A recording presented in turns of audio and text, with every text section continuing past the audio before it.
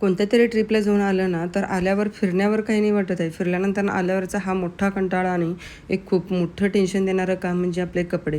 आणि त्यात बीच असेल ना, तर तुम्ही विचारूच नका. असं आमचं 2 वेळेला बीच, स्विमिंग पूल, त्यामुळे एवढे कपडे पडलेले होते ना, 3 वेळा मला मशीन लावावं लागलं.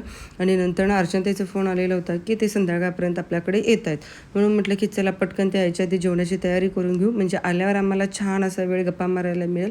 म्हणून मी झटपट सगळ्या गोष्टी आवरत होते. झोप एक झाली नव्हती. म्हटलं दुपारी आपण पटकन एक झोप घेऊ. झोप झाल्यानंतर कसं माइंड फ्रेश होतं आणि रात्री वेळापर्यंत त्याच्याशी गप्पा मारलं तरीही चालेल. म्हणून पटकन मी स्वयंपाकाला दुपारी झोपलेसुद्धा. झोपून उठल्यावरती नंतर मी म्हटलं, की चला पटकन आपण भाजीची तयारी करून घेऊ. एवढी काम फास्ट करत होते ना, कधीच करत नाही एवढी काम मी फास्ट करत होते. पनीरची भाजी, दाल तडका, चपाती आणि राईस असा हा माझा आजचा बेत होता. स्वीट काहीतरी बाहेरनं आणता येईल असे विचार होतं. म्हटलं, की ते आल्यावर तिला विचारू, श्रीखंड, आम्रखंड वगैरे आणू.